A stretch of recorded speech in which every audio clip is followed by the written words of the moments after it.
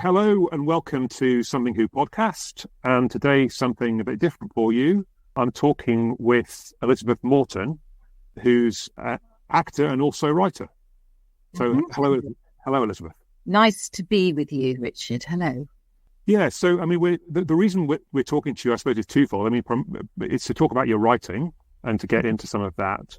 And it's also because you have a connection partly by association, but also some actual things here and there to do with Doctor Who as well. Yes. Do you want to share with your listeners what that association is? Why don't I give my version of my association with Doctor Who? So I'm married to Peter Davison, who was the fifth Doctor.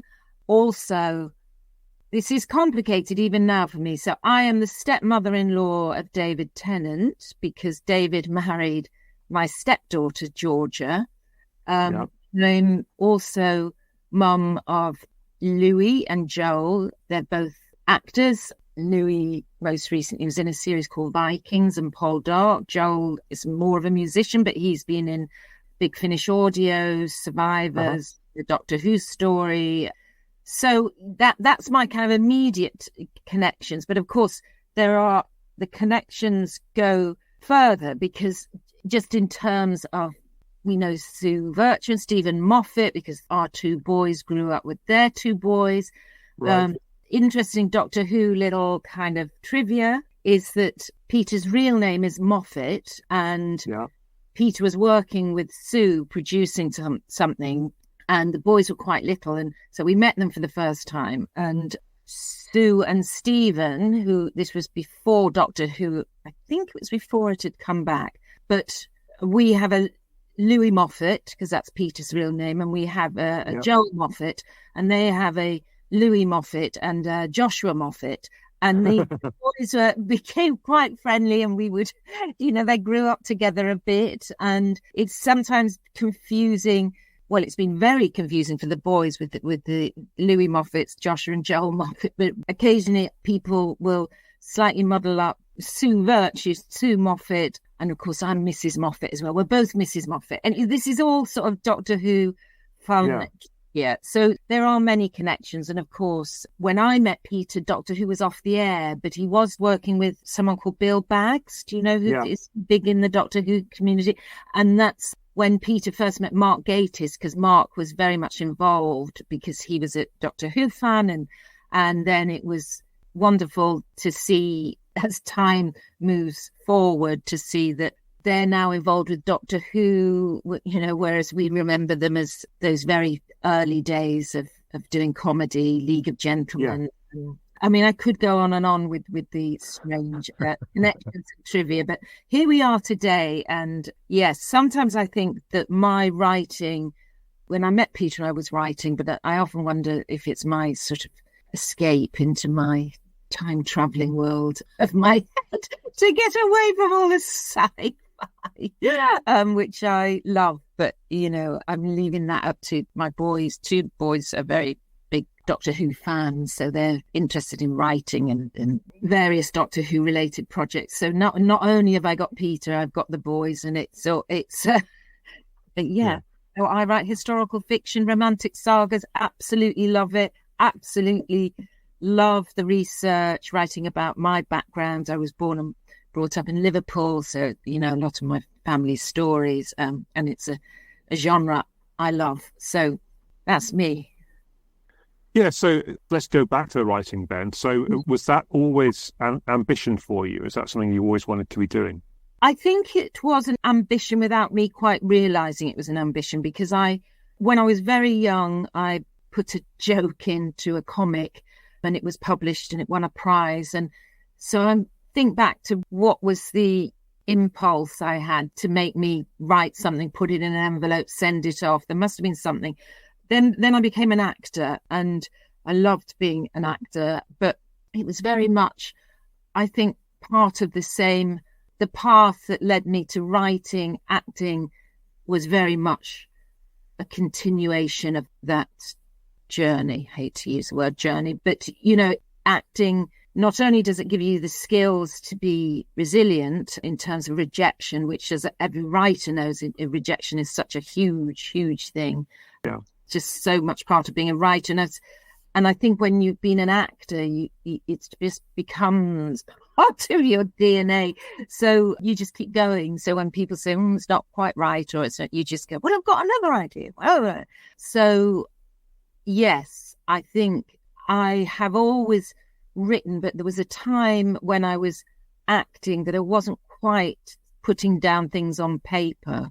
But then I did start sort of in my late 20s. In my early 20s, I was just, having a great time. But I do think that every job I did, and funny enough, I often think it's the jobs that you do that are a bit this sort of, you can learn as much from understanding what doesn't work and what's not a good script.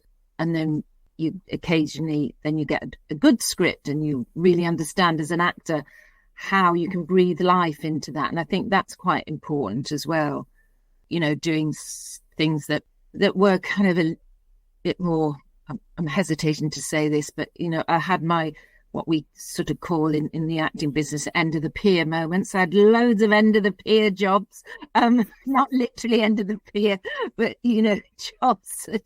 And then then I'd go off and be doing Shakespeare or whatever. So I think that's the answer to that question. I have always written, apart from that time when I was acting early on in my 20s. However, then I started to write things and enter competitions because I began to realize this was a way of making connections with agents and other writers. Right. And started doing that in my late 20s, I'd say. Mm.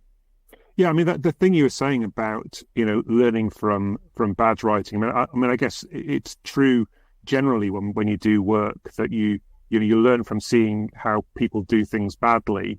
Oh, I won't do that then. Yes. As much as you learn from seeing good examples and say, I must imitate that. That's something that I can take from that. So I sort of see that. And sorry to interrupt, but you also learn about being collaborative as an actor. So because as a writer, even though because I'm writing prose, I'm writing books, so it's quite solitary and authored, but you, as an actor, you see people sabotaging their careers by behaving in a difficult way, or, there are exceptions, of course. I'm not saying everyone has to be bland, but sometimes that collaborative nature of being an actor and working on a project. Then when you become a writer, for example, if you're given notes, with my books, I have several cycles of editors, and it's sort of being open to people's input. And if you don't think it's quite right, having the confidence to say, I'm not quite sure because of this. So there's always a conversation going on rather than feeling that your voice is somehow precious. So I think I learned that from acting as well. Okay, so you're saying that you come from Liverpool, and that's where you've set the action in your books. I understand that the latest is called The Orphans from Liverpool Lane, and it's out in paperback very shortly. Thank you. Yes. Coming out 6th of July. Exciting. Yeah. So I'm doing quite a lot of publicity. I do. My books are in the libraries, so I do quite a few library talks, and I love doing that because not only is it just still a massive thrill to see my books in the libraries, but also because I often go off to do these talks and I come back with so many little stories and ideas that people have shared, from just little things like what slang people use, what sayings grandmothers had, to terrible things that maybe have happened to relatives of, my readers in the war, or if I'm in Liverpool, often talk to people whose family worked in the docks. And, it really is, because you spend so much time in your room on your own as a writer, I think getting out and doing those talks is a great reset and gives you balance to that.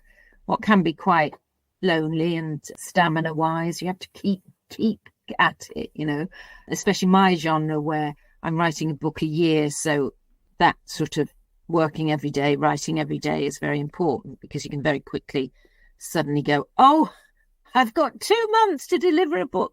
Yeah, that to me, I find that would really unnerve me. So I always try and stay slightly ahead. in terms of deadlines. Yeah, just keeping a balance, really. Yeah, I mean, that's quite a throughput, isn't it? A book a year for an author? Yes, it is, except, with my genre, there are some incredible writers, incredibly successful writers who do produce, some of them a phenomenal output, 3 books a year or that. Wow. So 2 books a year is not unusual. And in fact, I'm writing something with Peter at the moment. So I'm working on a schedule of 2 books. I try and finish a book in 9 months. So yes, there's no way around it. You have to sit down and bang out those 95,000 words. That's part of, as I say, part of the genre, and it suits me. I like that. If I haven't written every day, I feel strange. I don't have to write chapters, it doesn't have to be brilliant. It's almost like, for me, it's like not cleaning my teeth every day, It's sort of unimaginable. I have to do it at some point to feel that the day is right. That it is proceeding in a proper way. I have to have done put some words down on paper. Yeah. Well, it's great, I guess, still to be excited about that, having written for a number of years.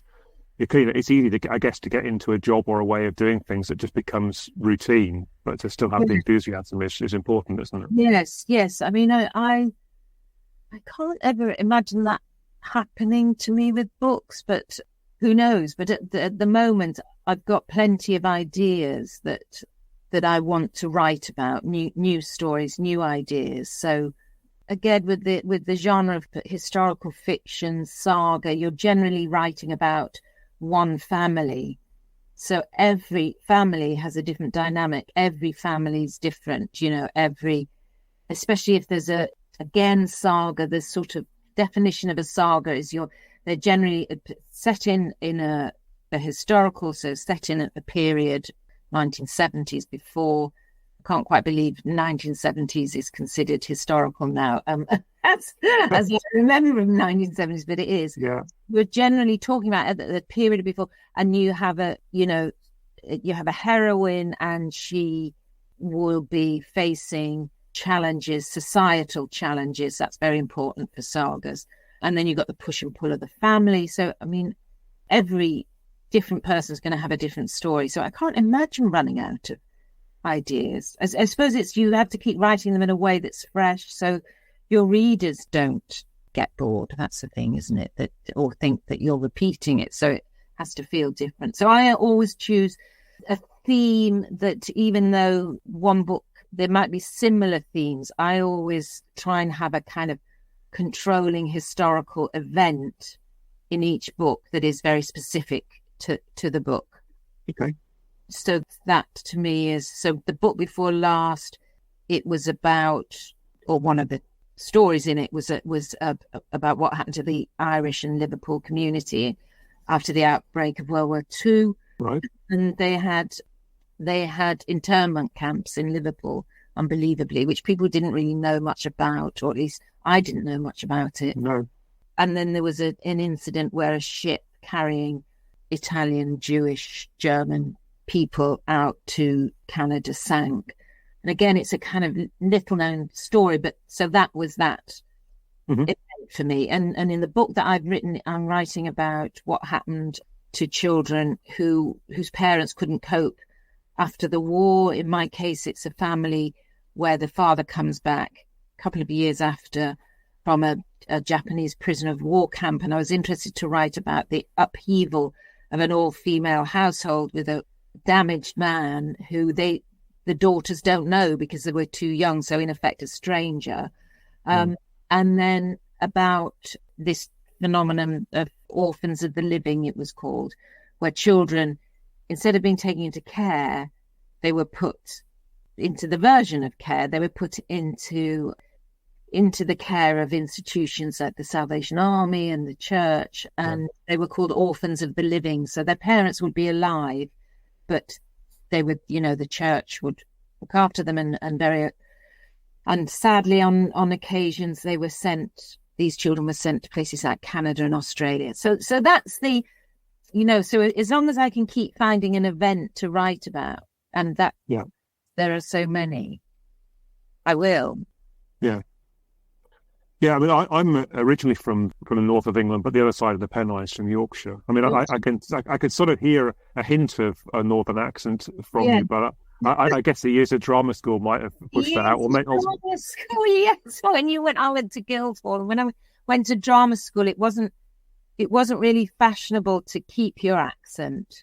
So we were taught how to speak properly, and I'm somewhere still a bit in the middle. And the boys always say, if I get angry, I say, get in the bath, and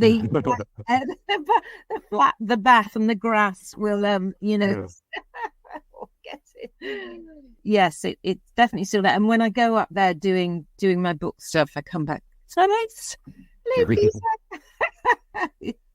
Quite nice. Yeah, we used to joke with my mother, who's Scottish, that you'd get her over the border and suddenly it was all and whatever, whereas normally you couldn't really tell. So yeah. I mean, I've been living in Hampshire for nearly 30 years, so most of my accent's gone too. But no, flat vowels here and there. Yes, I can hear it. My mum's from Leeds, and my granddad. Oh yes. He was a pianist, but he was the master of ceremonies at the Queen's Hotel, the Railway Hotel. Oh yeah. Yeah. So I do remember, he's got loads of stories about that. Yeah, so Leeds is quite a big part of me as well.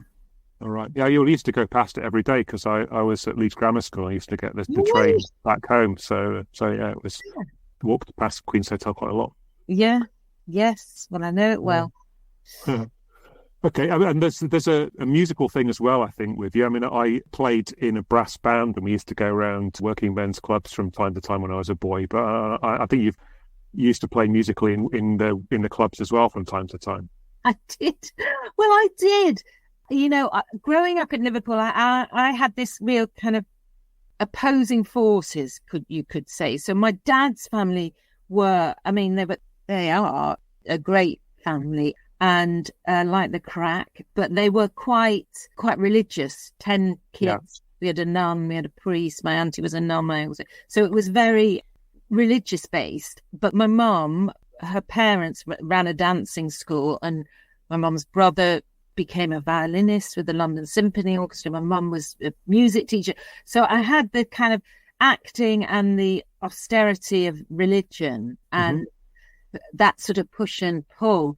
So I started off playing in the church. I'd be playing my piano, accordion in mass and singing. And then it kind of led to, will you play in an old age pension as one of the homes? And so I started there, and then met a woman who was a manager, and she used to manage a band called Our Kids from Liverpool.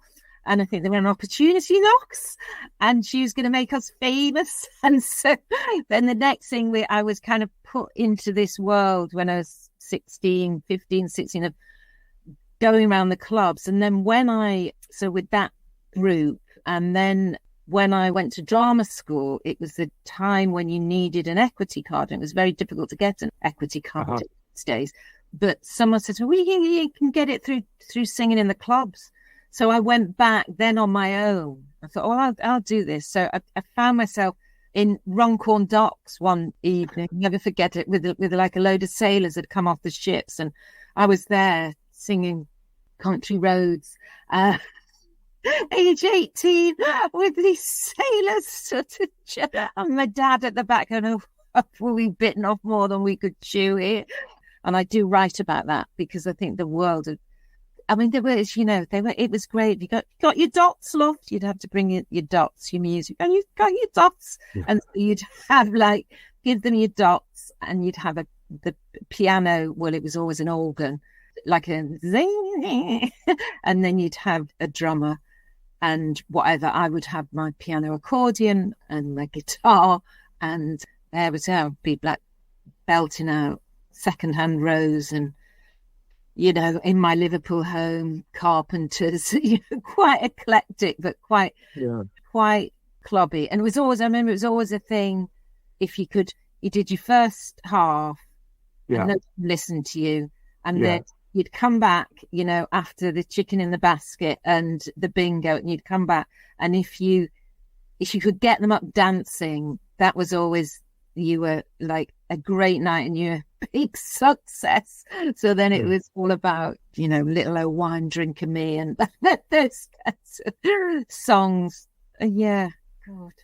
What I remember about that was, as you say, nobody listened to you in the first half. No. And then the bingo would come out and there'd be absolute pin drop silence. Yes. Because nobody wanted to miss the numbers being shouted out. And then it would go back to being rowdy again when that was finished. Yes. I mean, I'm assuming these places still exist now, but there must be one or two, yeah. Yeah. And the whole, I used to play British Legion, Rafa clubs, that there was Ellesmere Port Service and Seamen's Club. So there was a whole, there was no shortage of the Wookey Hollow. That it was great, great, and also all these experiences are great to write down. If if you can be authentic about it, and you're writing about what it was like to stand up in a club and be frightened and look out onto if you've done it, it just makes it so much easier to write about it, So I do remember seeing you in Jeeves and Wooster, which I watched, I suppose, at some point in the early 90s. When I saw your photo, I thought, oh yes, you have to recognise the face. So yeah, was that a fun thing to do? That was great. I mean, it was quite a quick process thinking back on it in terms of the casting and felt very quick. You suddenly had one meeting, maybe I went back for another meeting, and then right in the middle of it. And of course, it was the days when ITV, it felt like they had a lot of money and the costumes and the locations were absolutely fantastic. The house that I lived in as Madeline Bassett was the same house that Highclere Castle where they filmed Downton Abbey. So when anyone ever says, oh, Highclere Castle, Downton Abbey, I'm saying, it was my house before it was. They were at the beginning of their careers, kind of, Steve Hugh. So it was really a joy, and I love PG Woodhouse. It was just silly, Yes. It was silly and funny and just a bit crazy madcap. And as I said, the attention to detail in terms of the costume, the setting, the cars, that was absolutely fantastic. And it's still because often these period pieces that you do, of course, they don't age, so it's still bringing joy to a lot of people now. Whereas if you made something that was contemporary in the 80s or even the 90s, it can be a bit jarring. But something like Jeeves and Wooster, I think it will live on really to be enjoyed by people for the first time on a loop. Really, lots of great British actors in it as well. Yes, I mean there were coming in and doing the episodes, and also there were great actors. There were great actors because it was such a characterful piece. Yeah, great character actors that would come in and do an episode, and then went on to have those kind of careers that sometimes I think are just the best in a way. The actors who just pop up in things and just constantly working and reliably good. The cast, the way that he writes PG Woodhouse, is each episode was, you'd have your guest actors and your it was great. So you gave me a thrill earlier on when the thing came up and it said Peter Davison in the bottom corner of your computer when you were joining here. But I think also, as you mentioned briefly earlier, when you first met Peter, he had been Doctor Who, but it was sort of off the agenda. I mean, he did a very wide career and lots of things. So I imagine you kind of barely thought that you were stepping onto the Doctor Who merry-go-round at that point. It was like, one tiny aspect in his life, I suppose. Yes, and what was quite funny about that, I remember one of our first conversations, I rang him up and I said, do you mind talking about Doctor Who? And he went, no. And then I thought, what not really qualified really to know much about it, to, where do we start? But I do, yes, he wasn't the doctor at the time. In fact, Peter was working the theatre. He was in a show called Island for Murder. And then when we met, he was in Chicago in the West End in the theatre, and it was before At Home with the Braithwaites, which I always think, even though Peter always worked, I think he has these kind of cycles where it's almost like kick starts again. And it was At Home with the Braithwaites that then led to The Last Detective and Distant Shores, and it's a sort of a whole new kind of phase, I think, for Peter. He often says it's when he had to do some TV show and he had to shout and get angry. And then there was often, they were, that Peter Davison's good at the shouting. And then, who would have thought? And then he was cast in something called Too Good to Be True, which was a typical of what was happening then. He would often be cast as the murderer, as the baddie, because the casting directors would think, oh, no one will suspect it to be Peter Davison. He's far too nice. And of course, it was always a good way to work against it. He would be the least obvious killer or murderer. Yeah. So he seemed to be going on to play quite a few. I said, no, he wasn't in Doctor Who. And I do remember saying, do you mind talking about Doctor Who? I don't know why I thought he would mind talking about it, but I thought maybe he felt, that was something he'd done so long ago, he wouldn't want to come back to. Little did I know he'd be coming back to it in the world of conventions and 60th, the 50th, whatever, year after year after year. But when we had the boys, they did used to watch Peter in Doctor Who, and they didn't call it Doctor Who, they called it Dr. Daddy. And so, I would watch a bit of it then through their eyes. And then, of course, it came back and it just went crazy, didn't it? So, yeah, my relationship with Peter was not, Doctor Who was not really and as you say, I remember him mentioning about this Bill Baggs thing and Mark Gatiss, he'd just done some weird thing. And I remember thinking, what is that? It's not Doctor Who, but it's some fan thing. It's some, you know. Yeah. Well, I guess we were so desperate in those days for new content. It was off the air and it was probably never coming back as far as we knew. Yeah. So there were all sorts of kind of slightly fringe things that were made at the time. Yeah. And then when Big Finish came along, again, that was a kind of a new lease, I guess. And again, we were always interested to hear those new stories featuring the old characters. Yeah.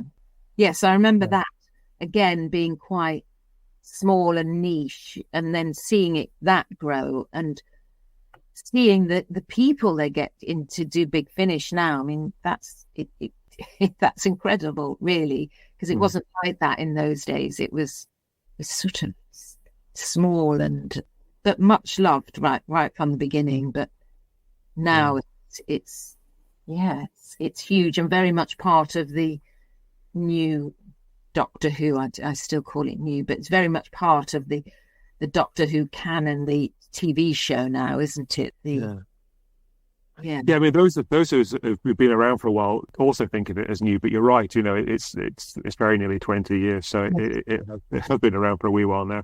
So you've actually done some of those Big Finish plays yourself as well, sometimes alongside Peter. I wonder what it's like. I mean, I've got a different job from my wife. We don't often see each other at work, but she's a teacher, and sometimes when I've seen her teaching, I think, this is a different and unusual side that I haven't seen before. So I wonder what it's like going to work with your husband.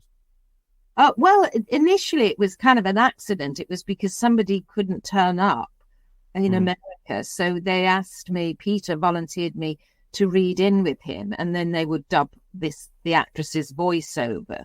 So so that's how I kind of met the Big Finish people. And then I did work with Peter.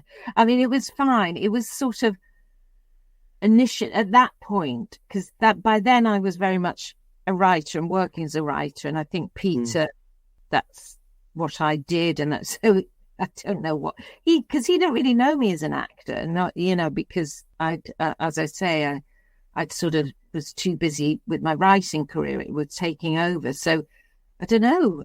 I think he probably was a bit worried that I wouldn't be able to do it or something. I hope it's not for me to say, but I did manage to get through it without anything catastrophic happening. Anything, God knows what he worried that might happen, but we got through it, and indeed we enjoyed it. So, yeah. Well, if they keep asking you back, it can't have been too bad, right? Yes, well, they did ask me back, which was great, but they didn't. How many have I done with Peter? Not many, I think. Right, okay. So I think I've done more without Peter. So, yeah, I don't know what it would be like acting with Peter sort of on stage or in a TV thing. Horrendous, probably. I think it would just be too sort of, I don't know. I haven't really thought about that, but I enjoy writing with him. It's combative and lively, but we are working on something together at the moment, and I'm enjoying it because I think we've got two different approaches that actually work quite well together. We can bring different. Peter's very good at the detail and the logic, and I think I can bring a sort of flight of imagination that goes off into strange places. That you need both of those, really. So you need one person to say, well, what if you did that? Well, no, we can't do that. And it just keeps you on track, keeps it sort of rigorous in a way, I think. So, yeah, I'm enjoying that. We're writing a book together, a crime book. So that's where we are at the moment with it. Yeah. Yeah. And what did you feel about your sons following you in sort of creative ways? I don't suppose you can do very much with children. They do what they do. But they do that. Yes, that's an interesting question. I mean, one worries all the time because you have a moment where you kind of look at their friends and going off, some of them doctors and whatever, and you kind of think, oh, whisper, how much more straightforward it would have been. But my two are just, the bones of them are performers, creatives. Right. They've both gone to, very liberal arts, creative universities, like Goldsmiths University, which is in London. So they, something is pulling them to, but I suppose, and, Louis done quite a lot of acting now. And I think that you have to be supported, but I think within this business, there are, there's so many ways of expressing yourself creatively. And nowadays, it doesn't feel quite as prescriptive as it did for when you were starting out. You went to drama school, you got an agent, and you would really sort of wait for the phone to ring. The agent would set up the thing. You either got the job or you didn't, and that was how you progressed. But I can see now, especially with the boys, they're both big Doctor Who fans. They're quite, by nature, quite sort of geeky. And I can see they've got ideas. I suppose they've grown up with me as a writer more than an actor. So they probably see what I'm doing. They've seen Peter directing Five-ish Doctors. Yeah. And that's quite exciting to watch them come into this business, but with sort of bursting, with ideas, really. I mean, I'm a big one because of my piano, accordion and the working men's clubs to say that's all very well, but if you want stories, ideas, you've got to go and work, as in Louis in a yogurt selling bar, or Joel's currently working for Punch Drunk Theatre Company, working in the bar, and just to, find those stories, be a creative person, but look outwards into the world. I think as a writer, and again, for me, because of the genre, it is really important to listen to other people's stories, So, and then you can, you might be writing a sci-fi thing about a spaceship or whatever, but if you sat with someone and they told you what it feels like to be frightened about something in their life, then that's really important. And the stresses of the rubbish parts of life, I think, are important. So what was the question? The question was... I just wonder how it kind of felt. I mean, having performed, what the life is like, but then of course everyone's experience of it's different anyway. Yes, yeah. I think, but naturally they're going to be performers at heart, and there are difficulties, especially at the big thing that blew up all about nepo babies, which of course we have around our table quite a lot. There is just a compulsion, I think, because you've grown up with in this business, and you are. It's natural. Look at Georgia. All Georgia's children. It is.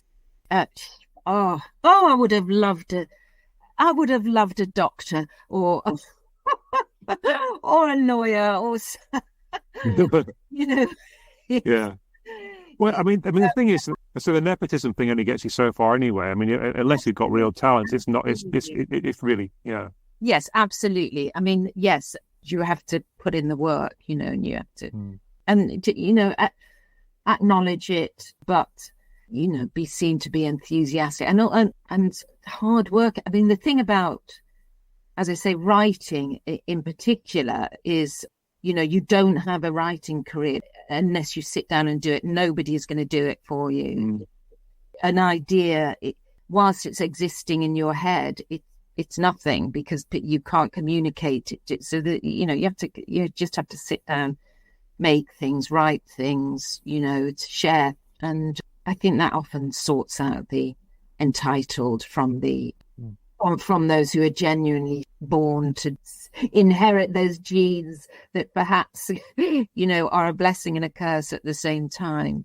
Yes, it's a bit cliche to say it, isn't it? But no one's going to listen to you or respect you unless you're bringing something to the table. You mentioned the Five-ish Doctors thing. We did love, I think, that Peter had made his own fan film, but he wasn't going to get invited to the 50th anniversary thing, so he just did his own thing. There's something rather sweet about that. But also maybe a good metaphor for the boys, I suppose, in terms of you have to get your own projects off the ground. Yes, absolutely. And I think that, the Doctor Who community, well, as I keep coming back to Mark, don't I? But that's how he started as well. So the whole within this fan community, how you can give back. And of course, now we have the technology that allows you to do that. But when Peter started making that, I mean, it was very much just him and a camera, and then the BBC went, we like this idea. And then it grew and grew to become something quite touching and beautiful. So, yeah, the boys have seen that. And I think that for them is probably, the beginning of their careers. But I think those influences are really important, aren't they? Seeing, just how much fun it is as well. That was a lot of fun. Yeah. Okay, look, I think I'm coming to the end of the time we'd agreed, but thanks so much for talking to me. Thank you, Richard. Thank you. And wishing you further success, I guess, with the new book coming out. Thank you. But yeah, it's been good to talk to you about your life and about those Doctor Who connections here and there. Yes, lovely.